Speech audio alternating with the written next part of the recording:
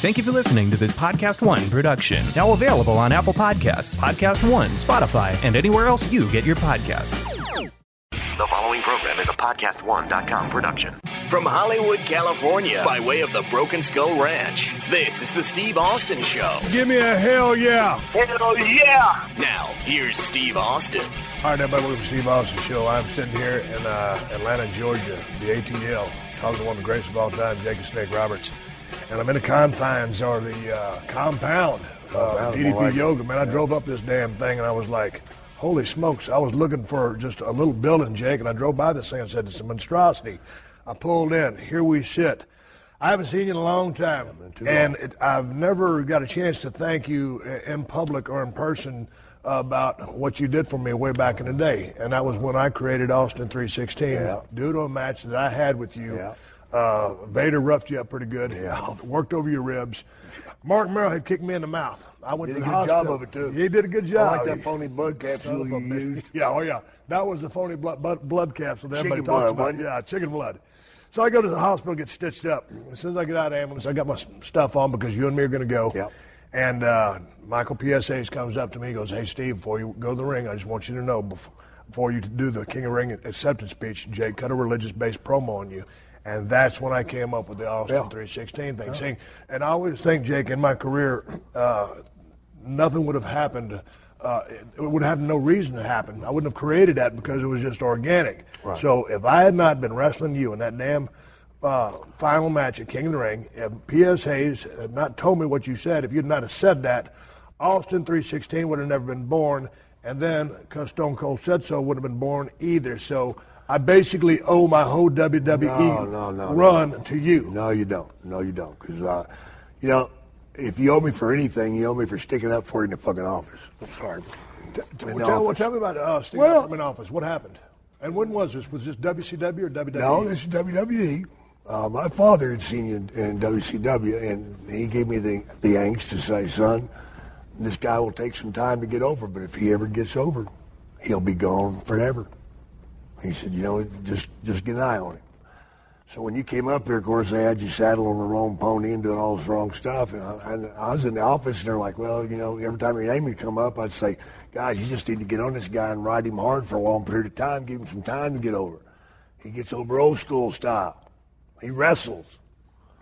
Powers and B said, well, we look for him to be third or fourth match. Right. And I said, that's just total bullshit. So when he gave me the opportunity to get with you and work with you, you don't think I wouldn't? Oh, man. I was like, somebody's going to get over if I had to pull my damn teeth out. Because I respected what you were doing out there. You weren't afraid to go back and wrestle a little bit. And if you remember King of Ring, we grabbed the damn hole. Right. But the thing about it, and they made it a short match due to the damage you sustained, due to the fact that it had 14 stitches that they didn't want to come back out, so it was a short ride, bad landing. Famous promo you cut on Undertaker when you slammed his hand into that casket. But I always appreciated what you did for me. No, man. And the fact of the matter is, my career would not have happened if that promo hadn't been said. I'd probably still been Jake. Maybe I would have been a star. Or maybe I've just been a high-profile got somewhere mechanic. You'd got somewhere because you were that driven. But I didn't really do it for you. I did it for wrestling. Wrestling needed you, and I hate to think today what wrestling would have been without you. Yeah, but let's talk about what wrestling would have been without you. Because I want to go back to your start. You're a second-generation guy, right? Yeah. Okay, and you were trained by Buck Robley. And also a little bit with your father. No, okay, really. but Just it's at home. listed. Just at home. Okay, just at home. But, and I know that's a strained relationship. So when I read that, I was wondering really how hands-on was the training, because I didn't think you guys had that. Okay. He took me out in the backyard one time and chopped me 3 or 4 times and said I was a pussy and I'd never make it. Right. That was his training. Gotcha. And the only advice my father ever gave me is some that I should have taken to heart. And if I'd taken that to heart, I'd have me one of these damn buildings. What he told me, son, you can make money or you can be one of the boys. Son of a bitch, why didn't I get that? Say that one more time. You can make money or you can be one of the boys. Damn, that's awesome. Yeah, it's so cold. Right. It's so straight. It's so right. Right. But because of the issues I dealt with early in my life, man, I wanted to fit in. I wanted everybody to like me. Right. And son of a bitch. We're going to come back to that. I want to go to Buck Robley and training you, because I want to talk about your style. When I describe your style, and you're one of my favorites of all time, and I hold you in very high regard with the in-ring work and the promo, the total package, and of course the gimmick. But with respect to your style, your level of athleticism wasn't great. Nope. You're one of the greatest of all time. What was the genesis of what Buck Robley taught you? Keeping it real. Keeping it real. Don't do stupid shit. Don't do something the fan can't believe. People go out and they destroy their own credibility nightly.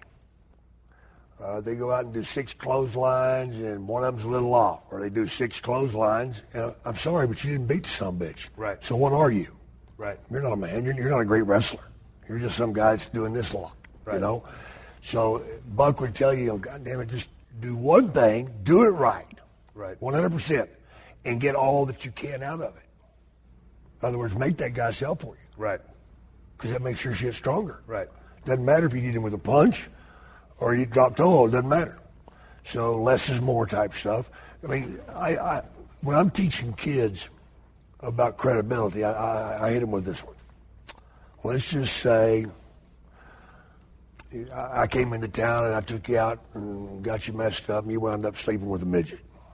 Never had cheated on your wife, not one time in your whole life.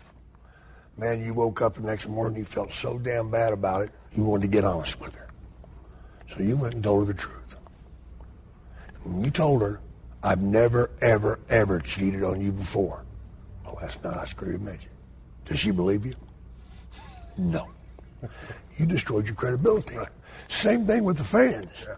When you go out there and do stuff that they can't get their head around, then you're just another phony wrestler. Right. No, phony wrestler. Okay. See, that's one of the reasons you got over is because you did stuff that a real man would do. Okay, let me ask you something.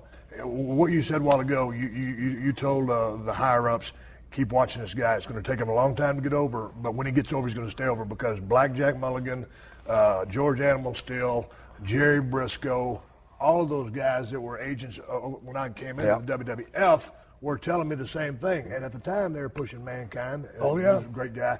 They were pushing Vader. They were getting over quick. Mark Henry. They were pushing Mark Merrow. They didn't have any plans for me. But those guys would watch what I was doing and tell me the same thing. With respect to you and breaking in with learning from Buck and starting in 74, 75, down there in the South, Louisiana territory. How long did it take you to put the pieces together?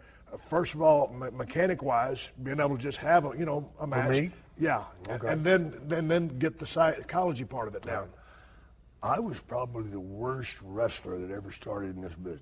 I sucked. I saw old matches of you working with Barry Windham from the early days. Those were good. Yes, they were. Those were great. But I'm talking about when I first started. I had no business in the damn ring. The only reason I got jobs is because they thought Grizzly, that bullshit. And I was so bad, they turned me into a referee. Really? Yeah.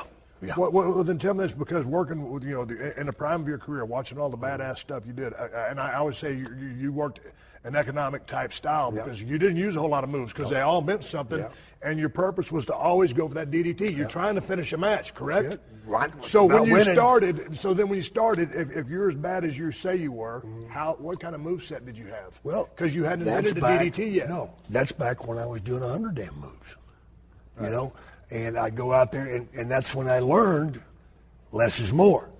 Because I was going out there and beating the shit out of myself, trying to do stuff I wasn't capable of doing. Right. But Buck Robley had me in Kansas City, and I got fired in Kansas City for smoking pot. And Dick Murdoch, thank you.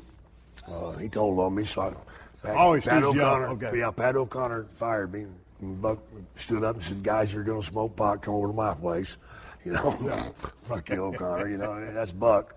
But Buck told me, we made a couple road trips, and he says, look, you need to go someplace where they don't know you. And you don't know any of them, because that's your problem. You're walking around here trying to be you when you should be trying to be something else. Develop a character, in other words. Right. He said, you got a long road trip ahead of you. You're going to drive from here to British Columbia. Okay, now why did he feel like you need to go to Canada? Or was because I wouldn't try anything, because I was so intimidated by watching all these guys I'd watched wrestle my father all my life. Right. That scared the bejesus out of me. Right. You know, I just cringed when I'd see him Bob Sweettown. Oh, you know, he was a scary son of a bitch to me. Later on, I find out a little bit different. Right. You know, Buck Robley was a scary son of a bitch. I got to hang around Buck, and I realized, you know. I never got a chance to see a whole lot of Buck's work. How good of a hand was he? He was great. He was great psychologist. Great psychologist, you know. And again, not the good body at all, you know. Right. But he was constantly breaking that arm and loading the gimmick, you know. Right. But he worked that. But his interviews were petrifying, you know, because you just looked at him and you knew he's a sick son of a bitch. And guess what? He was. Right. So when you went to Canada, so what was his discovery? When I went to Canada, all the way out there, you know, I was smoking a little pot and drinking a little beer all damn way, because that's the way I rolled back then. I think we all did. Yeah, and I told myself, you know, you're going to be somebody completely damn different. So I put a little Dusty Rhodes in it. And a smart man knows where to steal his good stuff, because there ain't nothing new. You're Smart man knows where to steal good stuff, and, Yeah. you know, you don't want to copy someone bit for bit, because it'll never happen. But you got to take a little piece of this, a little piece of that, and put it together. So I made up my mind that when I arrived there, I wasn't going to talk like Aurelian Smith. I was going to talk like Jake Roberts, man. And Jake Roberts is a bad motherfucker. Right. You know. And But how long did you take to realize you need to be a bad motherfucker? Oh, when I left Kansas City, I was starving to death. Right. I started getting fired. You know, back those days, you know, when you went to a territory, you wanted to stay there 6 months to a year. Right. That way you could pay for your moving expenses and all that. Right. I was lasting 2 months. Who were the guys that were working on top in Canada at that time? What did the roster look like? That was very key for me, because there wasn't nothing. Gotcha. Gene Kaniski would come through every now and then, and whoever was on top of you beat him. Of course, he looked like hell. But Moose Morowski, Big John Quinn, great talents, you know. But Moose Morowski's the one that he was getting ready to go to Japan, and he took me under his wing and said, "I want to make money with you, kid." And he took me out there and beat the living bejesus out of me. You working baby? I was baby face. He was big. So heel. what did he see in this young, gangly just kid? liked me. He just liked me, and maybe the respect that I gave him. Right. And the hunger. I was always hungry to do better, but I just didn't know how to do better. I was too intimidated by people that I'd watched. Okay, so what'd you learn from Moose that was different from what Buck taught you? Goddamn, protect yourself when he's got a blade. Bitch, he gaffed me on the leg one time, man. He grabbed my damn leg and went like this, and he cut me from here to there, blood about that long, you know, and that's just to protect. I learned from Moose to listen and to sell properly without dying, right? Which is really big, right? And the other thing I learned from Moose is, you know, always be moving, right? You know, you're not 300 pounds, you're not a strong man, but you don't go into stick man mode and lay there, right? People are gonna walk out, right? So he would constantly push me around the ring, right? I'd be so damn blown up because I was so scared of him, right? Because he suplexed me 92 different ways from hell and beat the living crap out of me. But I think he was doing that to show people I was tough. Right. So what is your mindset when you go into Canada? You're going in as a baby, but you're trying to get over. Yeah. Okay, I want to go to your heel psychology about getting over, because I'm thinking it's going to be a little bit different. But, okay, you're working with Moose. Sell. What did you, okay. Sell. Babyface has to sell. Thank you. That's what they've missed today. God. Nobody sells shit today. Right.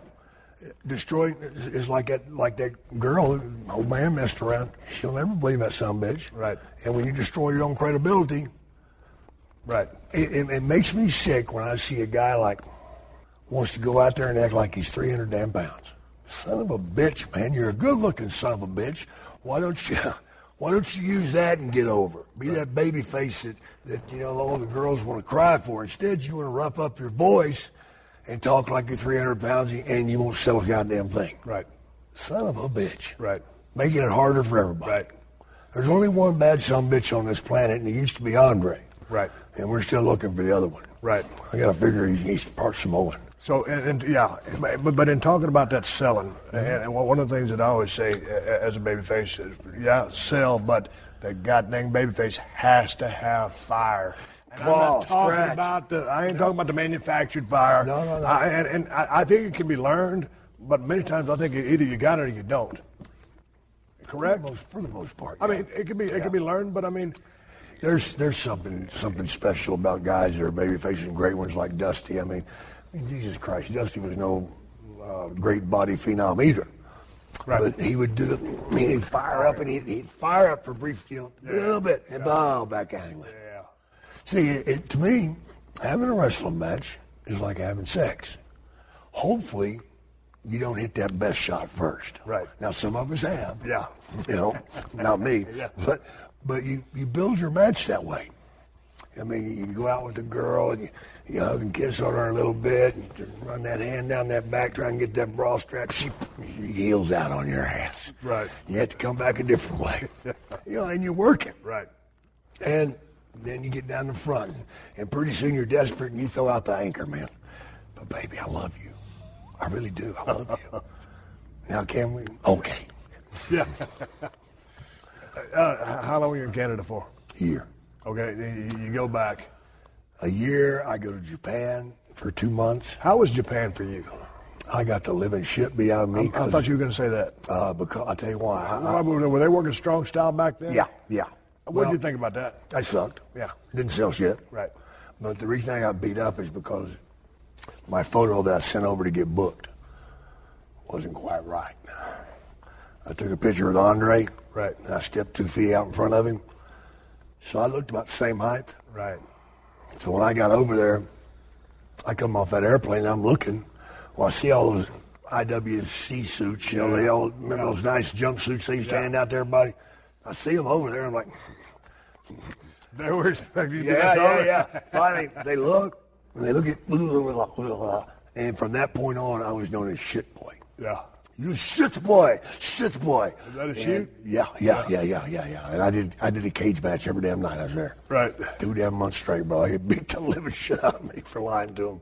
So did you ever go back to Japan? Or Yeah. I wound up working for him quite a bit actually, because I knew a lot of talent over here, and I knew a lot of cheap talent over here. Right. And that company wasn't Baba and wasn't Inoki. It was called International. And they were wanting guys that were reasonably priced. And these are guys that never even been to Japan. Right. Mike Boyette. Right. And guys like that, And so I sent them a lot of talent. And, I saved their ass one time because one of the guys I'd booked over there, a guy by the name of Turk, he took some pot over there and they called him at the airport and busted him. Yeah. And they called me in the middle of the night, and hell, I just walked out of where I was at and went over there. I mean, I could make 5 times the damn money. Right. So I saved the tour for them, so they really appreciated that. And then I went one step further. Back then they always wanted to get the Japanese boys over here. Right. And they had a kid named Hara. He was a great football player, soccer player. And they turned him into a wrestler. Good-looking son of a bitch. But he needed some seasoning. And I brought him to Louisiana for 6 months. And he got that seasoning. And from that point on, I had a pretty good relationship with him. Gotcha. But I still got beat up. Okay, so you end up you have to go to Canada because you've got to find yourself. You end up going to Japan, you get the shit kicked out of you because you're supposed to be a giant and you ain't. Yeah. When did you come up? Then it got worse. But you weren't the snake. It got worse from there? Oh, goddamn, I went to Stu Hart. Oh, geez. Hell yeah. Tell me about the Calgary territory. Oh, my God. What's the tell? That was a goddamn zoo. Me and JYD. And what about the road trips? He was Sylvester Ritta at the time. Black Did he have the charisma back then? Yeah. Was he drawn back in? Yeah, he was a heel. Everybody hated that son of a bitch. Really? Yeah. He went as that pimp, He could put that stuff on, brother, like gold chains and stuff and shoes and stuff, and just had that look about him, And me with my interviews was pretty easy. What was the brand of wrestling that was going on back then? And in Stu Hart's territory is a D. Right. There were some moments of brilliance. Right. Because you had some talent there. Talent that was growing. Who was talent? Well, it damn sure wasn't me. I was pretty decent, and they put me in the main event slot with JYD. All the talent was one guy. Brett? Tom Billington. Tom Billington. Yeah.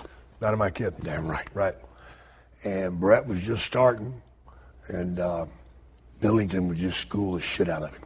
Right. And another English boy by the name of Marty Jones was there.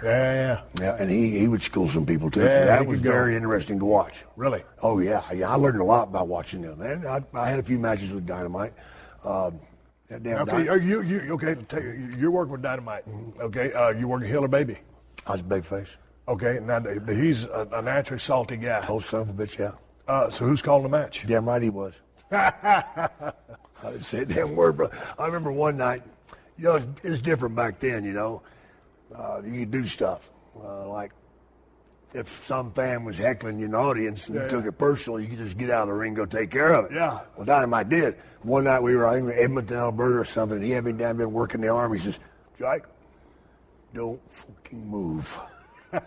Okay? And he let go of my arm. Yeah. Walked down in the audience, 5 rows back, just paintbrushed some bitch like crazy. Walked back in the room, I still got my arm stuck in the air. Are you shit? Hell no. I'm scared to move. Yeah. What was he like back then? I kind of went off the rails. He had an unbelievable talent. Yeah. Probably that guy should have been so much more than he was. He beat himself up pretty much in Canada even before he got to the WWE. Right. But he wasn't as big. Right. And he can move back. Right. I mean, really, do you really want that to happen? He can move better? Right. Holy shit, he was a machine. And with Brett. Well, how did you guys compensate for the size difference? He was a smaller guy, especially before he got jacked up, and you're 6'6". He wrestled, and his attitude. Right. It's not about your size; it's about perception. But I mean, what was the style that you guys wrestled? Oh, he went behind me, fucking took my ass down. Right. Grabbed an arm. He wrestled. Right. He was a damn terror. He was that goddamn Wolverine on your ass. Right. And that's what I try to explain to guys today. You don't have to be 10 foot tall. Wrestle smart. Right. Don't go out there and try to beat your chest and be damn King Kong when you're 5'7".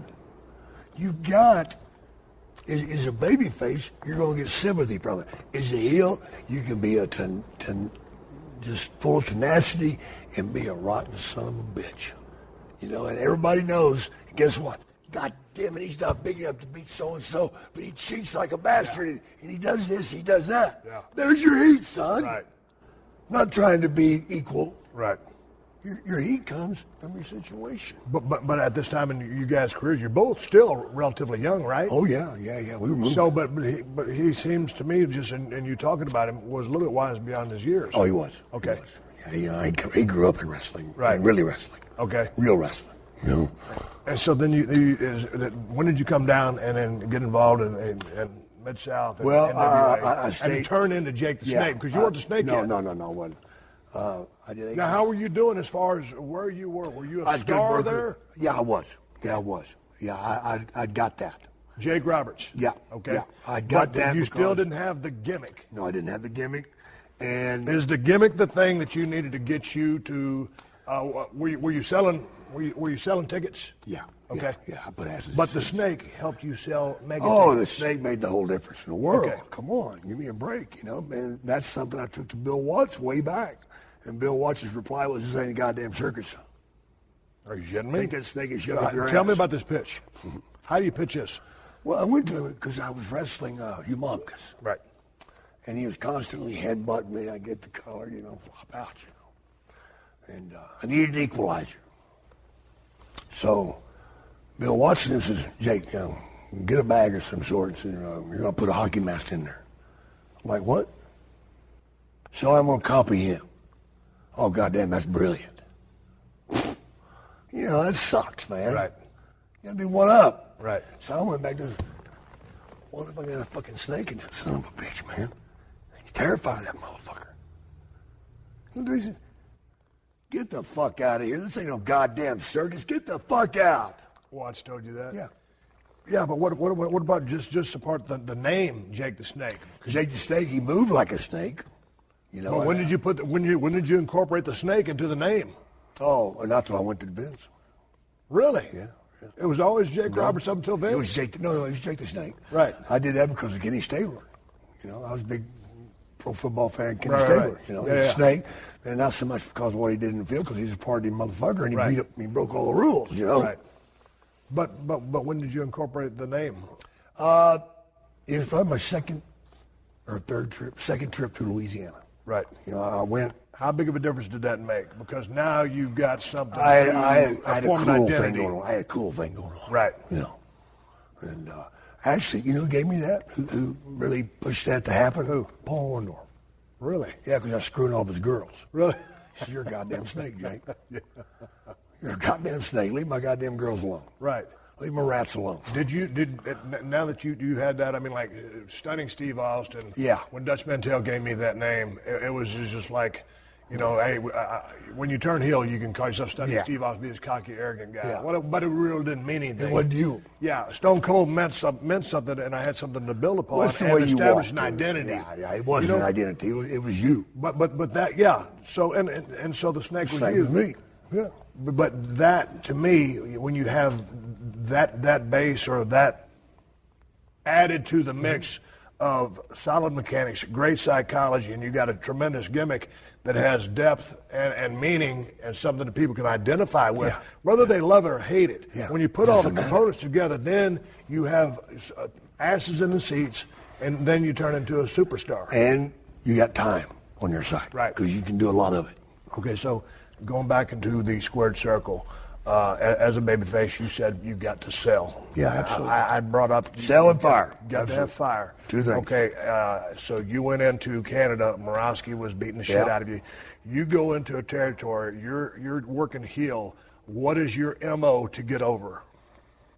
And you're the new guy in this motherfucker, and you done found yourself. So Solid. know You who- got to have a solid goddamn finish. right. You know? And, you know, one thing I disagree with people with on a heel is I never say anything I can't do. Right.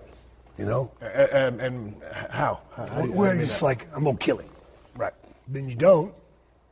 Right. Now I can say, I'm going to make you wish you were dead. Now I got away with it. Yeah. Yeah. But as a heel, it's really solid wrestling. But then you got to have that different gear. Tell me about that gear. That gear is when you're doing the match and you get frustrated. The babyface keeps shining up on your ass. Yeah. And finally you can't fucking take it no more. Yeah. And you switch fucking gears on his fucking ass, man. You drive a fucking knee into his leg, brings him down, and you boom, boom, boom, boom, boom, boom, boom, and then back off of him. Because number one, you're blowed up. But number two, you want him to sell a little bit. Right. Now you take your time when he's getting up and you drop down and start aiming for him now. Right, You're gonna right. take his Hey, ass taking apart. cheap shots. I'm going to take And his you're ass apart. calculating. You goddamn right. You know? And then the referee's pushing you back. Now here's another thing. Obey that referee. That's where your heat is. All the guys want to shove the goddamn referee. Right. That's so goddamn stupid. Right. Obey that fucking referee. It's like this. If you walked up on a scene and there's some goddamn sniper knocking off kids, Right. and there's a policeman standing next to you, he don't do nothing. Who's got the real heat here? You got it. Goddamn cop does. Yeah. Son of a bitch, you got a goddamn watch doing something. Yeah. Is a heel. A goddamn referee comes in between, breaks this up. Yes, sir, I'm gonna back off. But as soon as he turns his back to me, I'm gonna give it that snarl. And when he turns his back to you, I'm gonna brush him aside. Right. Not nail him, Right. but I'm gonna make him stumble a little Right. bit. And I'm gonna look over at him and smile. Yeah. Like a dirty motherfucker. Dirty son of a bitch jar. Talk to me before I continue, because I want to add something to that. But talk to me about the art of a powder, Oh. Right timing. because you were great at it. Right timing, man. I mean, if you work in heel, all of a sudden, babyface get a couple of moves on you, and you're gonna slide out. A lot of guys will powder in an escape mode and frantic. And I thought it was much better to powder and just slide back like, hey, I ain't fucking stupid. I'm just going the wrong goddamn way for me. Yeah, and I think and the way you powdered, it wasn't chicken shit heel. No. It was, hey, I'm gonna collect myself. I'm gonna There's get over another way to here do this. Yeah, just a Right. minute, son. I'll be right back. Yeah, and to the people out there that don't know what a powder is, that's when a guy just decides to get out of the ring. Whether it's a heel or a baby, you get out of the ring, and more often than not, it's going to be your heel doing this. I don't mind doing that as a baby face, you know. I mean, I No, just because, hey man, this is a bad motherfucker. This because guy's you know what big. That does? You know Yeah, what that does? It puts the heel over. right. And then Zeke's worried. Yeah, but it's done in a different tone or flavor. Yeah, absolutely. It's done. Hey, I got to come up with a game plan because maybe you're working humongous or whatever. Yeah. This ain't working. Let me think about it. He just woke me up. It gives the audience a chance to, hey, here's what's going on. It's part of the story. This is real. Yeah. He don't know what a shit winds watch. God. He's scared. Blood. You can elicit all kinds of different responses from it. Oh, yeah. But it's the powder. And these days, I don't want to say these days, but you don't see a powder as much as you used to. And it's so effective. And I think part of it is because the product moves so fast these days. It's a great way to get heat. But and then a lot of people, sitting back there, you're going to change the channel because you guy just left the ring. We'll turn it back on. Oh, man, keep watching. Yeah. They're telling you something. Yeah. They're setting you up. See, I always like doing it as a heel or as a babyface. I'd come out of that ring, I look at the guy, and fuck you. Right. Come on. Right. And as soon as he came, I go around the post, roll in, and he comes through, kick him in the face. Right. I've seen you do that a couple of times. But and you switch it around the other way. Babyface is smart son for pulling that, Right. Like, oh, my shoulders in there. No back. Most babyfaces don't want to do this. Right. I'm going to do it. You know why? Yeah. I don't like being bumped.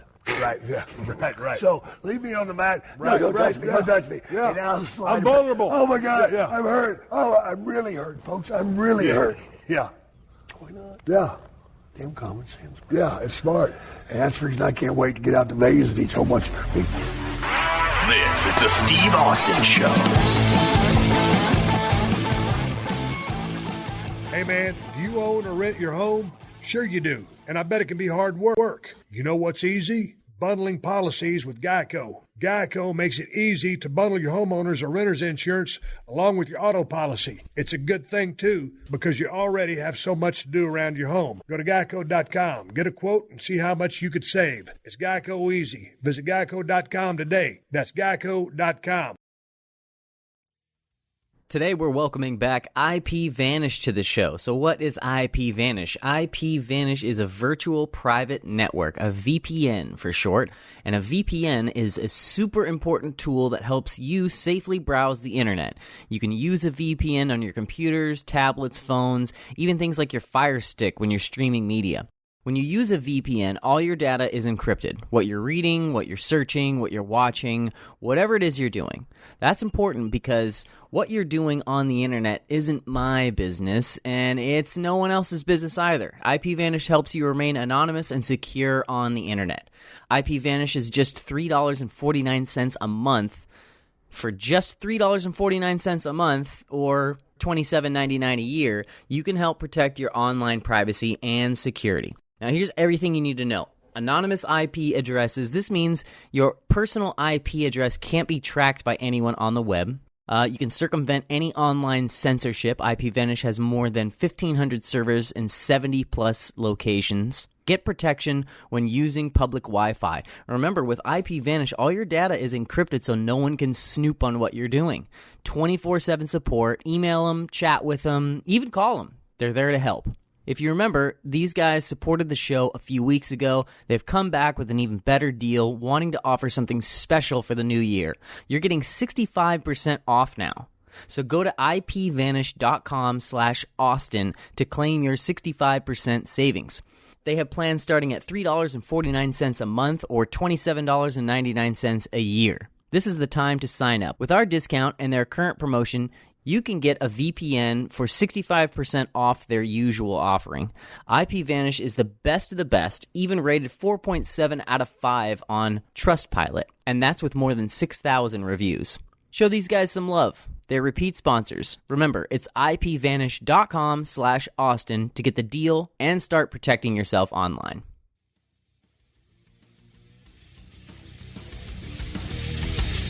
Talk to me about the art of cheating. It seems to be a lost art. No one wants to do it anymore. Nobody wants to do it. They just want to thump somebody on the head. Cheating is real simple, guys. It's I remember watching one time, and I can't remember who the hell taught me this. I think it was Buck Robley. He showed it to me. I said, "That ain't cheating." He said, really? You watch me tonight. And it was a top hammerlock. Right. And he'd take his foot and put it on the guy's back of his cap and push him back down. Yeah. He did that 2 or 3 times, and them goddamn people were ready to kill him. It wasn't cheating. Yeah.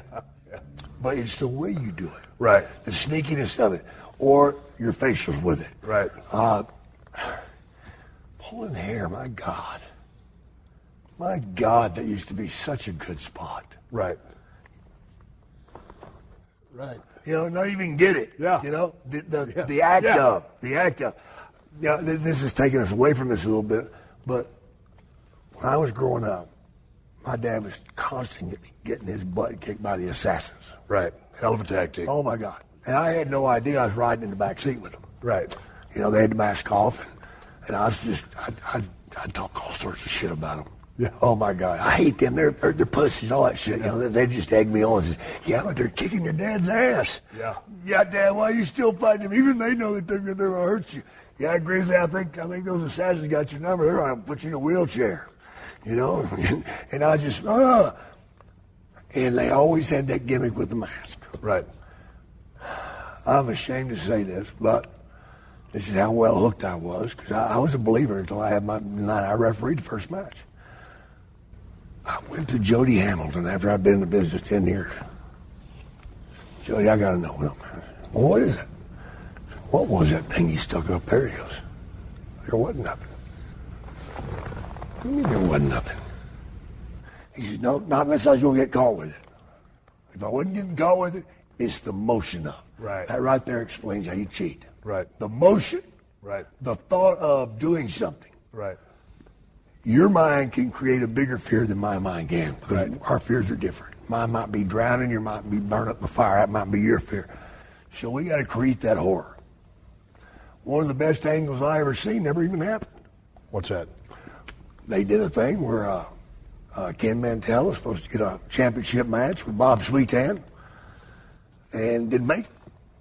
And he'd been trying to get a TV championship match with all these stipulations for a long time. Next week, ladies and gentlemen, right here live on Mid-South Wrestling. No Mantell. Halfway through the show, he comes crawling in, all cut up, all bloody, all muddy, and drops out. Yeah. Of course, they go and interview him and says, who did it? I'm not even going to say their name. I'm not going to give them the damn... I ain't going to say his name, but he knows who he was. Where did it happen? Hotel over there, Bossier City. By the next week, I must have spoke to 200 people, knew what hotel it was, seen what had happened. There were 9 fucking guys on him. Yeah. Baseball bats and all this shit. It never even happened. Let the fans create what it was. Throw the mystery out there. Right. Grabbing hair, I love it. Grabbing tights, I love it. Ropes, I love them. Probably number one favorite. I used to do it when I'd do the guy, the young knuckle string thing. Yeah. I'd back up and step up on that first rope and power it back down.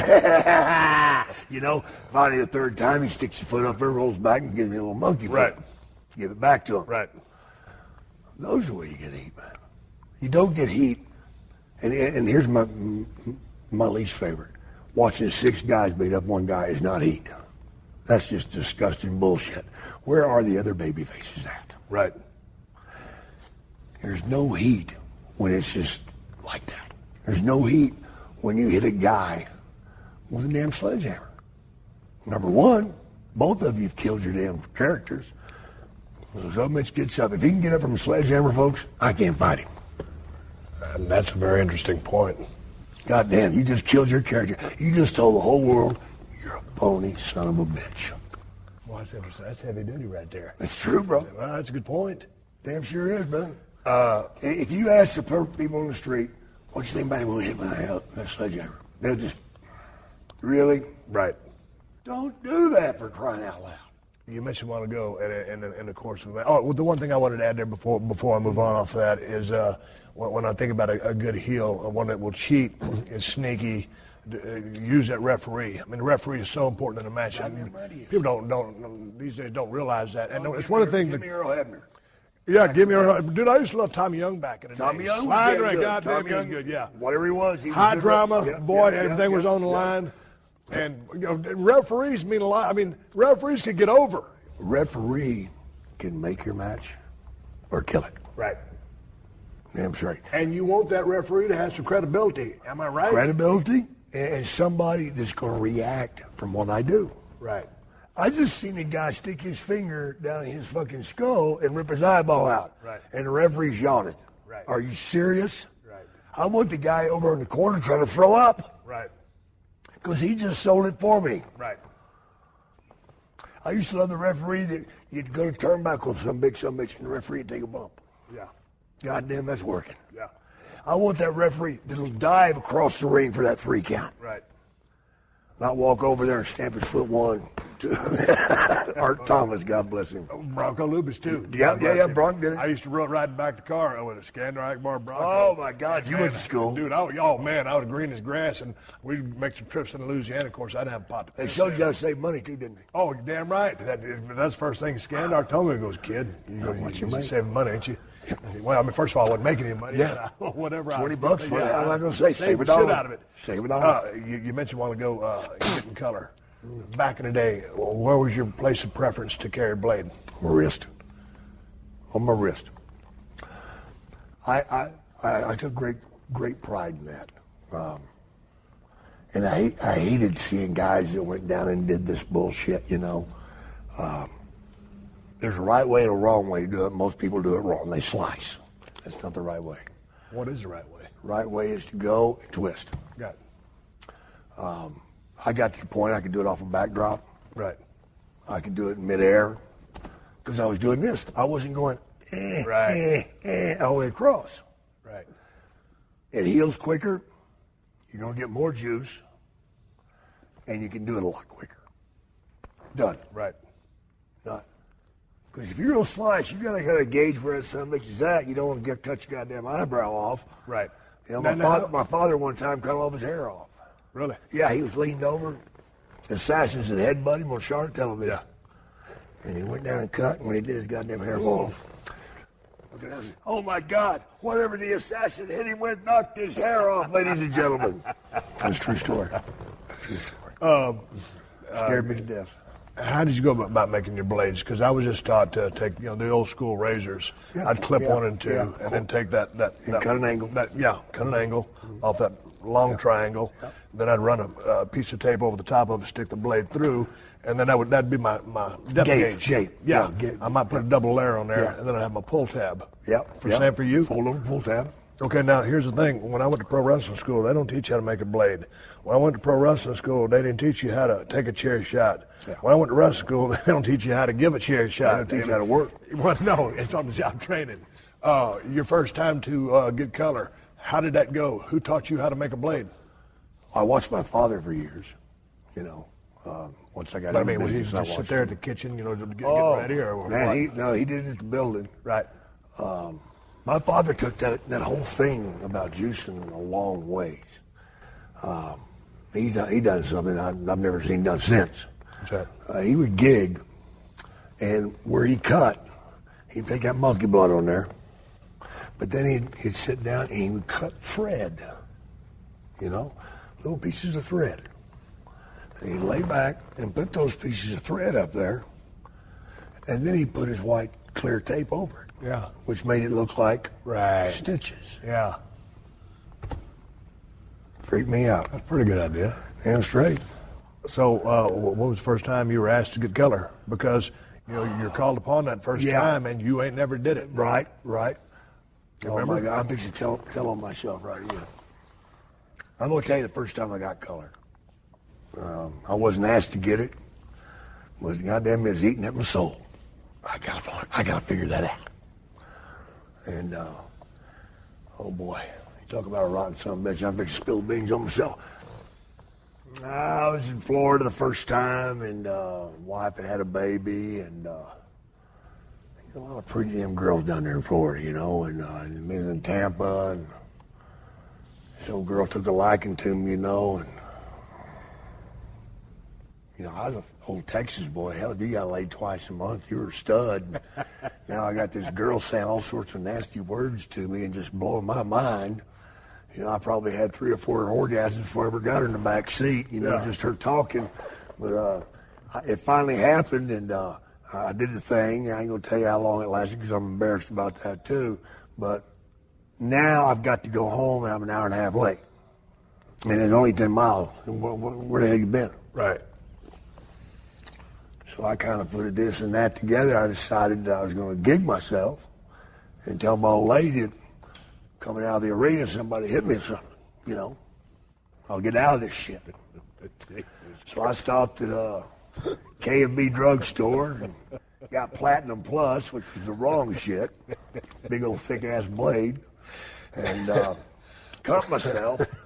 I didn't do it the right way. I went side to side, you know, and really overdid it. Are you shitting me? No, I swear to God. Okay. I swear to God. Now, here's the great ending. You got to have an ending to the story for the pops. Here we go. Okay. So I gigged the shit out of my fucking self. I go and tell them what? I get by. Yeah. I get by. My ass is clear. Yeah. Cool. But goddamn it, the next day I got to go to work. What's the referee doing with the goddamn gig mark I went across? So I figure I better carry the story on a little further. Yeah. What happened now? Fucking Dusty called me out on it.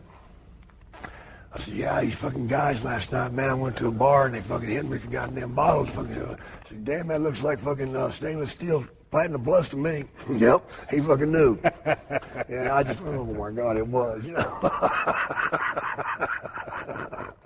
Yeah, it's amazing what we'll do to keep our ass out of shit. I'll never forget one time going back to your dad. He was an agent for WCW for a long time. I used to have some bust-ass matches with Dustin Rhodes. Mm-hmm. And god dang, we'd tear each other up. And we were working pretty stiff. We just like to work like that. And god dang, we was working in Phoenix, Arizona one night, and the house was down. It wasn't no good. That's when you work harder. And yeah. And so Dustin goes up to Grizz, and he says, hey, Grizz, you think me and Steve might be able to get some color? And, you know, your dad, you know, he's tall as a mountain. You know, I think that might be a good idea. So, boy, me and Dustin got clearance to go out there and get double juice. Oh, shit. So, boy, all of a sudden, you know, we out there have a bust-ass match. Right on the underside of 20 minutes, come back just bloody and shit.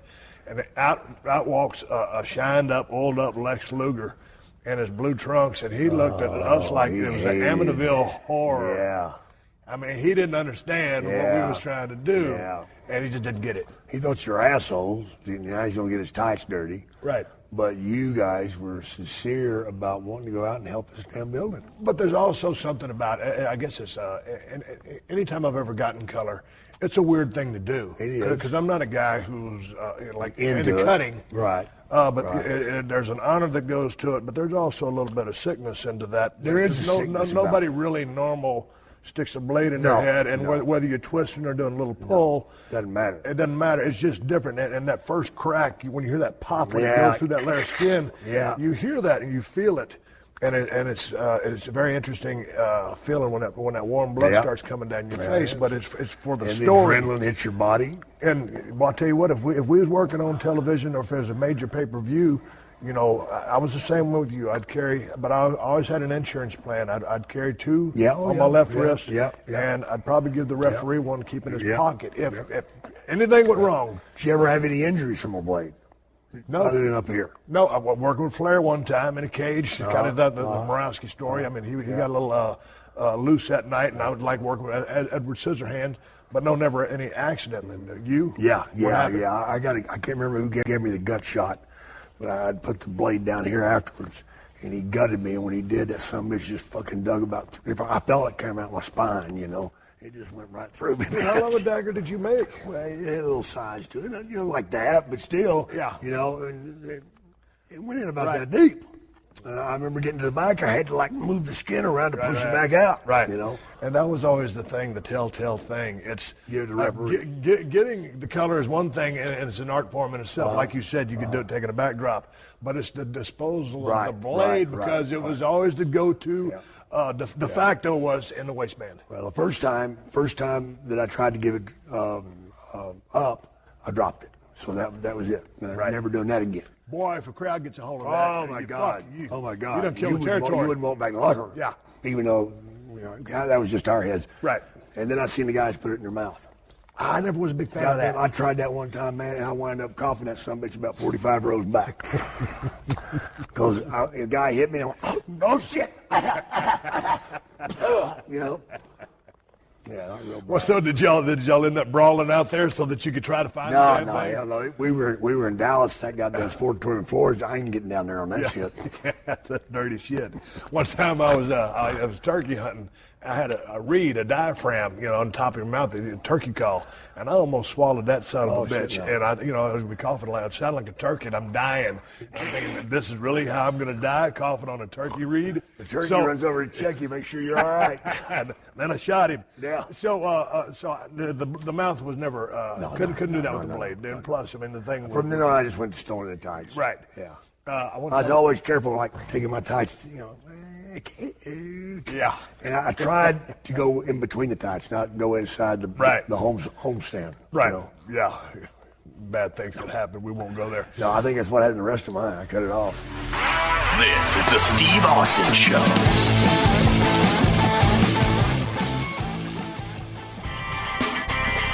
This is Denny Somack, host of The Rock Podcast. I'm a producer, author, and rock historian, and I want to share with you some of the greatest stories in rock and roll. Well, Bonzo was the best hard rock drummer ever, hands down. I mean, no one comes within a mile of him. And I saw the Beatles on Ed Sullivan. John Lennon had this wise guy look on his face, just like me and my friends were just a bunch of wise guys, street kids. The first guitar I ever had was Spanish guitar, and I couldn't really get the hang of it. I was only 13. I had never written a song before, actually, and so Jim says, okay, everybody go home and write some songs, And so I went home and wrote Light My Fire. Join me for The Rock Podcast, the only podcast that matters, from PodcastOne or wherever you get yours.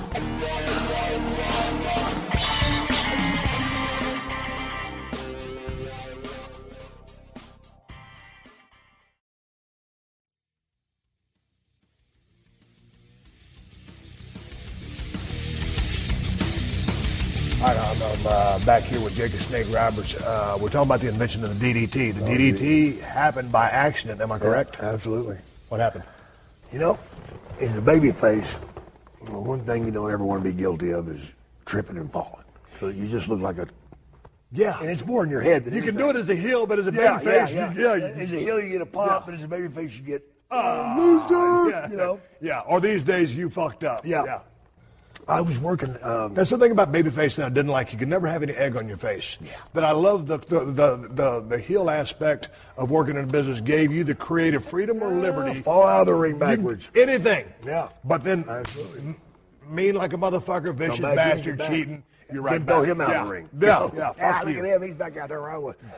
I was working with Lynn Denton back then. My finish was. Heard he was a hell of a goddamn worker. My God. I've always heard Lynn Denton was a hell of a worker. I've never seen his work. Right up her steamboat.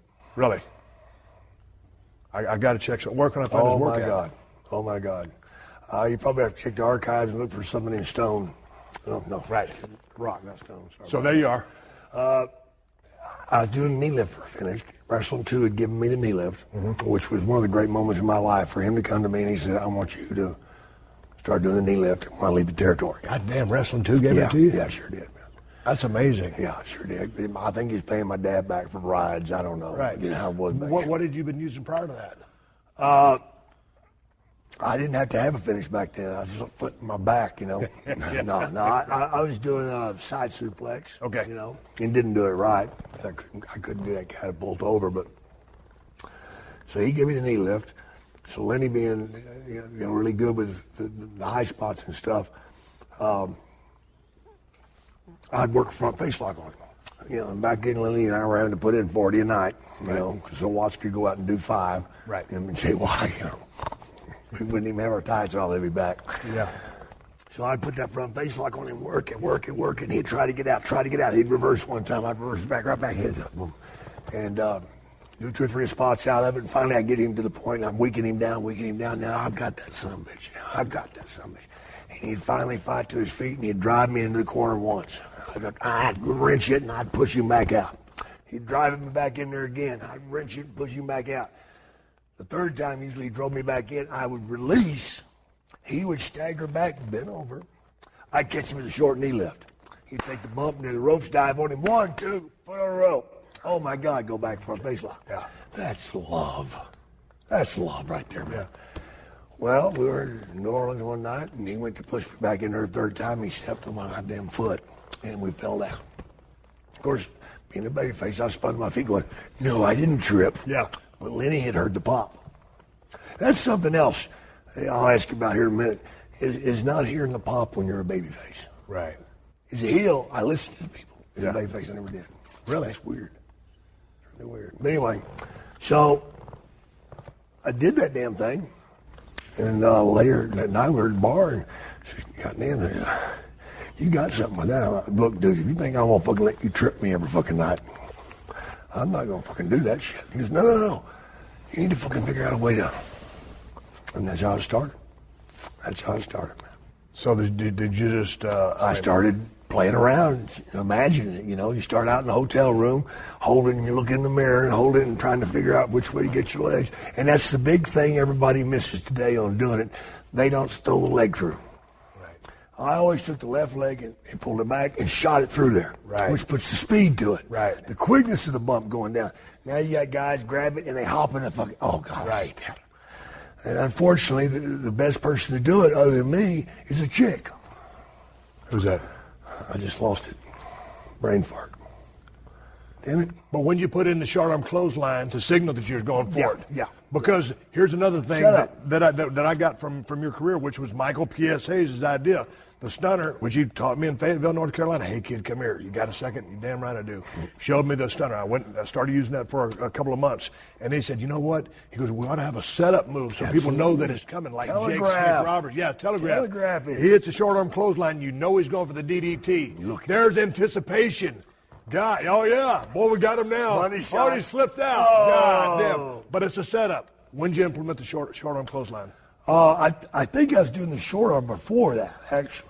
But then, again, that's one of the problems these days is they don't have road trips where you can actually sit down and think about shit. Right. I think if you remember, a lot of good shit was taught on a road trip because you had time. Oh yeah. That's all you did. And you drank. Right. I remember the days back when you'd drink 4 or 5 and you'd say, you know how I beat Lou Fez, and you'd go a little bit further. So I don't know, I better have 2 more beers before I beat his ass. Yeah. Or with Jack Briscoe or whatever. You don't have that time to think about it and talk about it, and you're not around guys to do it with. I know today it's a corporate thing or whatever, and these guys don't hook up or whatever, but they're missing a lot, and I think my greatest ideas were in a car, right. riding down the road and sharing stuff, right. and honing your skill. It wasn't a thing where you A, B, C, D. It was, oh, how about if you go this way and that way? Right. How would you go about calling your match in the ring? Because you weren't a guy who I really ever saw say nothing. No, you didn't hear me. Right. Well, I didn't see either. Well, I usually did it right as we did it. Right. That way you didn't have to give the guy time to think about doing something else. Right. I grabbed the guy and raise knee kid, and shoot him off. Right. And usually my spots were one moves. Right. One move. Right. Keep it simple. Okay, but once you were as a heel, obviously you're calling all your spots. Yeah. But then as a veteran baby, I started calling but you were my still spots, working too. your spots, so you're still probably calling all your shit. Yeah. I want to talk telegraphing. A lot of it's telegraphing. You get somebody like Steamboat, you don't have to talk to him. You just telegraph stuff. Right. I go outside, go around the corner, and we've been working Marma, put my hand up here on the rope, tap the mat a couple of times. He grabbed my hand, pull me in the post. Yeah. Ronnie Garvin. I work with Ronnie, and Jesus Christ, he never talked. You might scream a few times, but he never talked. But I'd be beating the hell out of Ronnie Garvin. I was a heel back then, and you know how I knew when he was going to make his comeback? How? His nipples would get hard. I swear to God. Really? Yeah, I'd be whooping the shit out of him, and I'd look down, and his nipples would start going. I'm like, mother, here we go. Here we go. And he'd come up, and he'd start whomping. Why did you say that you listened to the crowd as a heel, but you did not as a baby? I think as a baby face, you just kind of went with it, Right. But it's a heel. If you're not getting the exact tone, then you're ready. It's not time to go home yet. Right. As a heel, you want to get them right where you want them. Right. Before you unleash it. Right. But as a baby face, you're selling or you're doing whatever. Right. And you're not going to change your goddamn comeback anyway. Right. And if they ain't ready, you're not going to stop and start over. Right. But you heard them, but you weren't relying on that to I'm not going to change anything if Right. we're hit it home. Okay. But as a heel, I might stop. Okay. Before we get to the movie, real quickly, I wanted to ask you, as a heel, you in your prime, who's one or two of your favorite guys to work with? Because Steamboat, for sure, no doubt. Steamboat. Yeah, hell yeah, man. Ricky was just phenomenal. The art of selling again. And he was so just instinctive. I mean, and he put in the filler stuff that you didn't have to call. If you grab him in a headlock, you don't have to say top wrist lock because it's his automatic. First of all, he'll let you take that headlock, but then as a babyface, he's got to try to counter. And a lot of people just want you, hey, top wrist lock. Well, you ain't got to tell him. He's trying to escape. He telegraphed. Right. Amazing telegrapher. You know, and his art of selling, and body being twisted, and you know, and never dying. You know, and right. You know, the unnatural movement. Right. Which is something I worked on too. You know, these guys you go out and sell. I mean, it's like Ernie Ladd. God bless you, Ernie. You kick Ernie Ladd in the knee, and he went, "Mercy, mercy, referees are killing me." You know, you punch him in the gut, hand over the ear. Mercy, mercy, referee, you're killing me. You know? Are you serious? I swear to God. Yeah. I swear to God, man. I got to ask you just real quickly about working with Andre the Giant, one of the biggest dudes, well, the biggest dude in history, but he's got a big show now, but Andre was one of a kind. What was his physical presence like? Because basically he could impose his will on whoever he wanted. He did, too. So how was working with him? Torturous? The first time was one of the most horrific nights I ever had in my life. What happened? Didn't see a goddamn thing I was doing and just guzzled me. Ate me. And nothing you can do about it. To the point. Right. That I must have been high. Because I called him out. Right. I fucking kicked that locker room door open in L.A. And Lanza looked at me and he just ran past me. He didn't want to be in there. No shit. And I said, motherfucker, what the fuck was that shit? What the fuck? Motherfucker, if you want to make some money, I'm all for it. But if you're going to do that shit, find somebody fucking else. And he looked at me and went, come over, sit down. We were okay then. No he wanted shit. to see if I had balls. Yeah. He was funny like that, you know. I mean, he wanted to be in there with a man. Somebody respected him, right? Respected what he did, right? And respected himself, right? Here's before we get to the movie. Here's a final folklore or tall tale or just a story. I want you to confirm if this is true or not. I'd heard when you came to the WWF, you know, you were having matches, but you weren't necessarily getting over. And Vince called you in to a meeting, and he said, "What the fuck you doing?" And you said, "I'm trying to have good matches." He said, "I didn't bring you here to I know where you're going." Okay, tell me the story. It was about TV. You know, back in the day, he had those squash matches. Yeah. And he didn't want the heels to give, or the babyfaces to give up anything. Anything. He wanted you to go out and guzzle them. Not my style. Right. My style is to fight out from under and hit him with the DDT. Right. Hell, if I've guzzled you, what fucking surprise was it? Right. That's one time that I stood up to it. Right. And it almost cost me my job because he came back to me a few weeks later and said, "God damn it, you didn't hear me." I said, "Vince, that's not how I get over." And I stayed with it. But I was that close to losing that spot, man. But his point was, he goes, he didn't bring you here to have good matches. He brought you in to get over. Because when you got over, that's when you... How did I get over, though? The way I got over was teaching the people short arm clothesline. Here we're going for the finish. Right. The way I got over was hit the guy out of the blue with the shit. Right. And how else did I get over? By being a fucking snake. A snake don't go out there and stand up and fucking go at the guy. Right. So, yeah, it came close to cost me my job. Sure did. But to that point, and going back to that statement you said earlier, you can either be one of the boys or you can make money. I don't think that's what my dad was talking about. No? I think he was talking about hanging out with the guys and partying with the guys.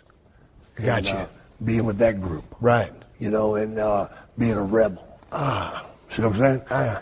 Yeah. He was talking about, if you're going to get in this business and make some damn money, you get with your two guys that you're working with, and you guys make a shell, and you just go. You don't... A whole different context for me. I got you. You don't do a whole lot for anybody else. Right. Which is something I've always disagreed on.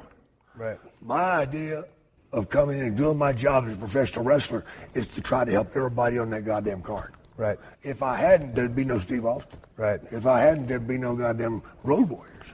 because they sucked Right. when they started. Right. And hell, Buzz Sawyer and Brett Sawyer beating the shit out of them every night.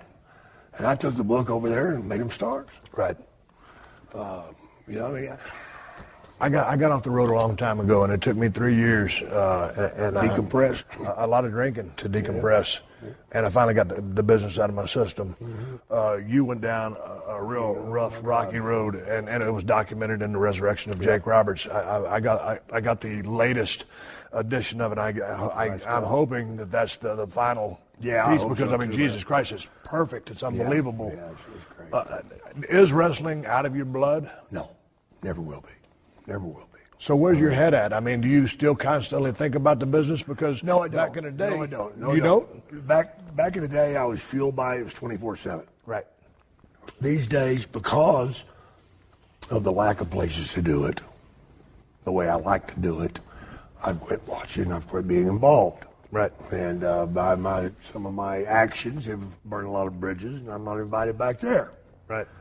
That's probably a good thing, because in my early days of coming to sobriety, which is all documented in the movie, I had to get away from it. Because, you know, you fall in love with something, and it's like a woman. You want it all the time, but sometimes it's the wrong goddamn woman, you know? And, you know, me drinking and drugging was a choice. Why'd you do cocaine? Because I like that shit. You know? Sorry, this is the truth. Yeah. But at some point, I wasn't doing the drug anymore. The drug was doing me. And that's when I got lost. Right. And unfortunately, when you get that far into it, the hook is set so goddamn deep you can't go nowhere. This movie, Steve, is real hard for me to watch. Because I don't like seeing that guy that I'm looking at up there and hearing him. It was tough to watch. I can tell him he's lying. I'll tell that guy on the movie he's a fucking liar. Yeah. You know, because he was. Yeah. It's real hard for me to watch. And I just wanted to help somebody else, man. Whether it's Scott Hall or the guy down the street or whoever. I wanted to help somebody else, man, because I know how desperate and how horrible I felt about myself. I hated me. I took the mirrors down in my house because I hated that motherfucker. Right. With a passion. I wanted him to die. I did not want to see him no more because of what I'd not being there for my kids, not being there for anybody, you know, for myself for that matter. But now, coming back, man, I've got my kids back under my wing, man. My grandkids love the hell out of me. They think I'm just the coolest shit ever seen at the planet. You know, I went to school with them the other day. One thing that I did the other night, man, I went and went to a wrestling show, and I wrestled, and had 3 little granddaughters out there, and didn't think about it. They really got emotionally tore up because I sold. Right. And the next morning, man, I sat down, something my father would have never done, and explained the business to him. Really? Yeah, because my father never explained the business to me. You know, it's always a shoot. Oh, yeah. And it scared us kids to death, man. So how did they take that? They didn't, I don't know if they really got it, but I think and I could tell them that it's not real and all that stuff, that they didn't get that part. When I just said, look, we're just having fun, you know. Like, I said, come here. Like, touch my arm. Oh. Yeah. And I sold for that. Oh. It's the same thing. Yeah. You know. And bottom line is, I don't think I'll be taking them back. Right. Because I don't want them to suffer like I did. Right. But watching this movie, Steve, it's going to help a lot of people, man. Dude, I watched that movie, and I was watching the back half of it. Watched some in my office, and I had the headphones on. I was watching, and my wife had my headphones on. I was watching on my computer screen. Dallas emailed it to me. Yeah. And I'm over. I had tears in my eyes. I'm one of the toughest sumbitches that ever laced up a pair of boots in the WWF.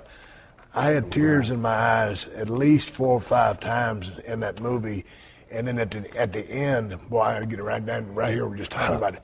When you guys, Scott, and DDP did the triple lockup at the end. You know how hard that was to get them to do that right? Dude, it was just 3 grizzled veterans who had traveled the world 6 times over. It was Clint Eastwood and John Wayne. Yeah, man. Robert Mitchum. Robert Mitchum. And goddamn, y'all did that triple lockup, and I was like, man, that's 3 guys who all went down different roads. Yeah. all came back together, and Dallas helped put you in the place that you're in that, and Scott. I'd be dead right now, man. When you went to the Hall of Fame, you cut the goddamnedest promo speech I'd ever heard. I don't remember a damn word. I know, but because it come from your heart. Yeah, absolutely.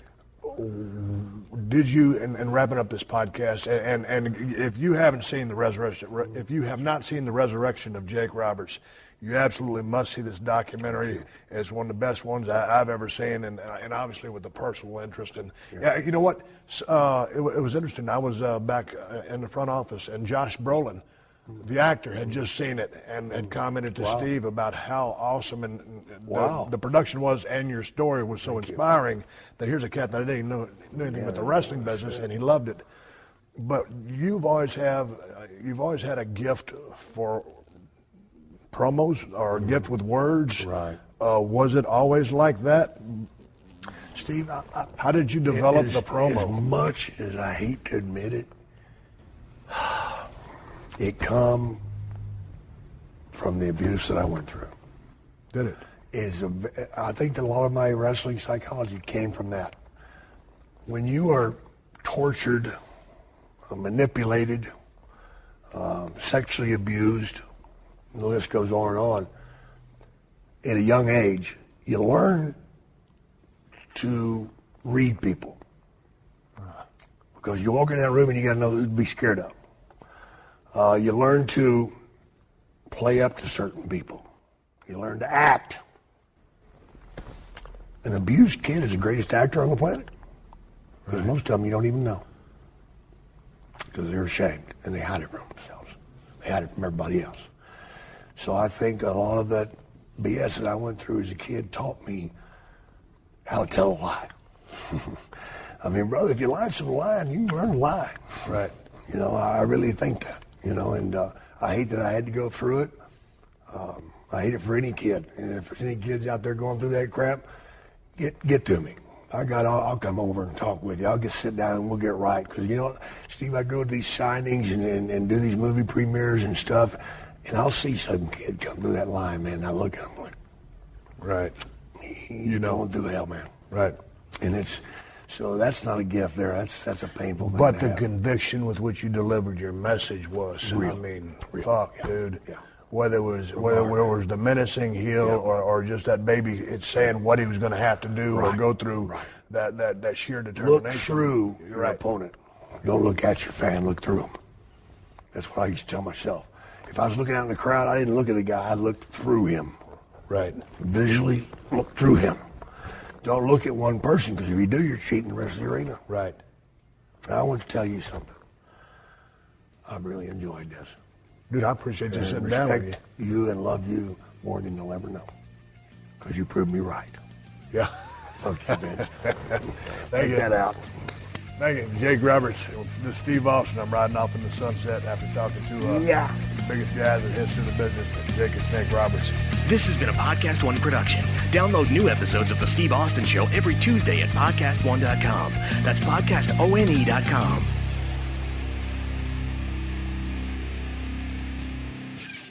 Hey man, do you own or rent your home? Sure you do, and I bet it can be hard work. You know what's easy? Bundling policies with Geico. Geico makes it easy to bundle your homeowners or renters insurance along with your auto policy. It's a good thing too, because you already have so much to do around your home. Go to geico.com, get a quote, and see how much you could save. It's Geico easy. Visit geico.com today. That's geico.com.